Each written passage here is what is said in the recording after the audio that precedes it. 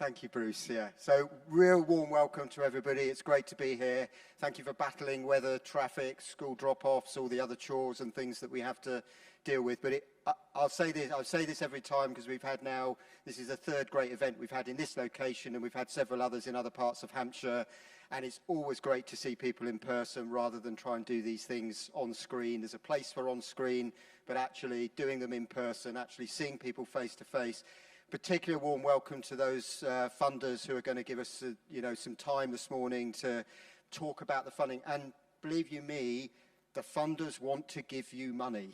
So they want to spend that money wisely. They want to give you that money. So that's a great starting point. I hope this morning is a bit of a shot in the arm, a real kind of shot of optimism. Those of you that do know me know that I'm always a glass half full kind of person and looking on the optimistic side. Steve, can you push on to the next slide, and then thanks. Thank you, Steve. Yeah, just to say that obviously at the moment in the current climate, things are extremely difficult, and they're challenging for organisations like Community First, who provide that infrastructure support and hand-holding and help the sector to be the best that it can be. And that includes some specific help with funding and fundraising, and we know that's a real challenge at the moment. We know that most organisations have ridden out the challenges of the pandemic, which really tested us to the limit, and then just when we thought we might be able to put our head above the parapet or come up for air, lo and behold, we're hit with this significant and massive and arguably more impactful cost of living crisis, which really is hitting the sector hard. And it's hitting the sector hard because we're so blooming good at doing what we do, which is helping people in need. We've always been, as a sector, at the forefront of, when there's been economic challenges in the country, when there's been societal shifts, and none more so than what we've faced through that pandemic and now through this increasingly difficult cost of living crisis. And I'm sure your organisations are seeing these issues, that you've got really sort of growing and rising demand and rising costs, and you just can't balance the two. So you want to deliver to as many people as possible, and you've got that demand, but you don't have the same level of resources that you would have had. And that could include funding, but it could also include, of course, people and volunteers. We'll focus on funding today, but equally sometimes it's about the people and the energy that they bring as well. But those rising costs mean that we've never as a sector and never as organisations, whether you're a charity, a voluntary group, a community organisation, a social enterprise, never probably been more tightly squeezed than you are now. And of course, what a lot of organisations are doing are diverting resources to those that need the most help. So we're finding that organisations are still not quite in pandemic mode, but are in kind of crisis mode, doing the here and now, helping those that need the most help. And what that means is we're not putting as much resource as a sector into that longer term early intervention and preventative work. And that is where the sector comes into its own and really thrives and really does some valuable work, changing hearts and minds, changing lives of people and of the areas that you support. And that's a real challenge. How do we balance the two? How do we help those in crisis, but how do we retain the ethos and the value of what we do, which is all about that long-term benefit and outcomes for the communities that we work in?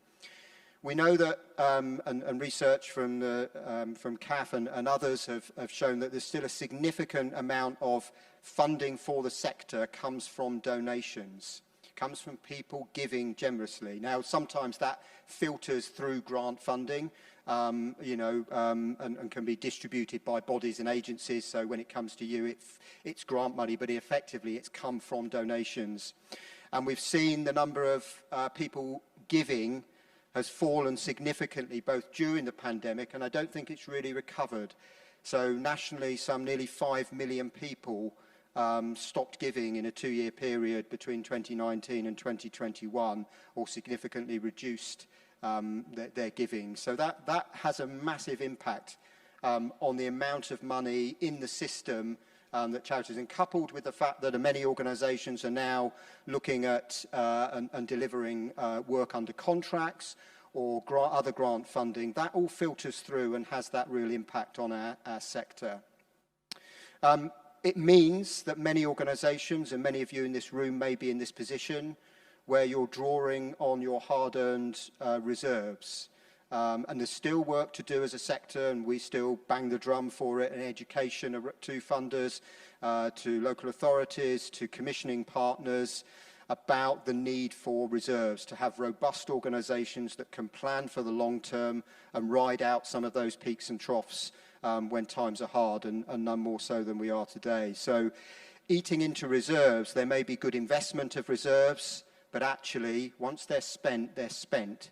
So trying to plan for the future, trying to take that step back is really critical, and that is where Community First can help. So to help you take a pause, look at your funding strategy, look at your planning, what is it that you want to do, what can we help you do in the short term, but more importantly, perhaps where can we help you get to in the longer term, as well as the really valuable support that we provide with advice and guidance on funding bids, and that will continue. And that's why, as Bruce said, if you're not a member, I'd urge you to become a member. Probably the best £10, or amongst the best £10 you'll spend.